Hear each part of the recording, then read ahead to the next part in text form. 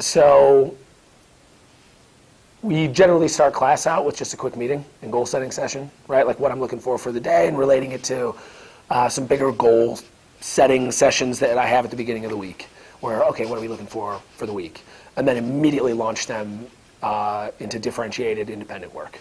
You'll see students going and finding pieces of technology, sitting down, and engaging with work almost instantly. So there's generally 4 components to the flipped classroom that all fall into what I call the digital mastery model. So it's a mastery model that's all launched from some piece of technology. That being digital instruction, digital skills practice, micro projects, and then adaptive digital assessments as well.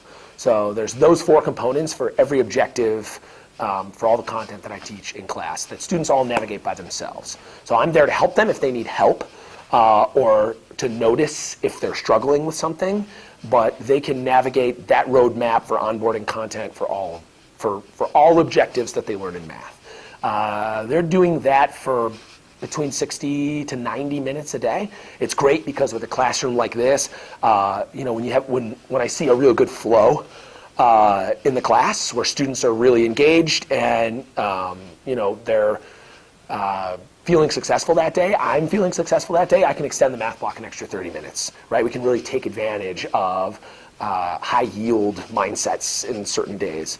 And at the same time, I can also cut it a little short, right? If I'm seeing kids get squirrely, if there's been a lot of frustration that are going on in the classroom, if we have other things going on, I can always cut it short and we can move on to creative projects and other things. So at the end of that independent block, we'll sit down and we'll grade stuff together.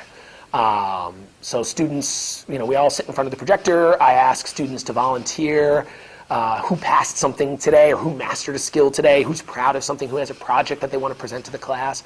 Usually I have more than enough kids to share.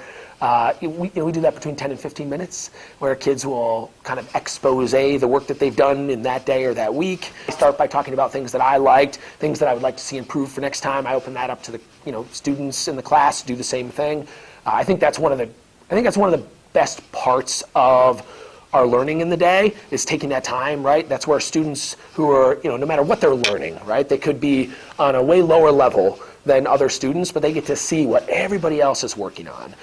And at the same time, right, you see those students that may be further along in my content and scope and sequence than any other student, but they get to see everyone in their class is working to master everything that they've already done, right? There's really it really helps with that sense of community, that feeling of community, but more than that, equity, right? Like that's really that moment of equity where everyone sees we're all working on the same stuff. We might be all at different points on the map, but we're all working to do the same thing. And they really enjoy that. I really enjoy that time. Usually after that, we've got about 30 minutes for creative projects. So that's where I do a lot of integration with science and social studies. Right now we're doing a lot of language integration. Projects that I've been working on for the last month or so during creative time is taking the lessons that I've created. All of my math lessons are digital and on YouTube. That's how students get their first instruction, is from YouTube Me. They're working right now to take my lessons and replicate them and then translate them. So I teach in an ELAS class, but I don't speak Spanish, and none of my lessons are in Spanish. And so these students right now are working to take my math content and make student-created screencasts of the math lessons that they've already mastered. They do this in pairs. It's great because you'll see students that are all over the continuum, right? You have students who are on level 22, you have students who are on level 5 working together to create a math lesson that they've both already mastered, which is great, right? Because you get that real cooperative learning sense, right? Your levels don't matter anymore when you're working together in that regard because you both already, crushed this skill, and so you're both capable of instructing.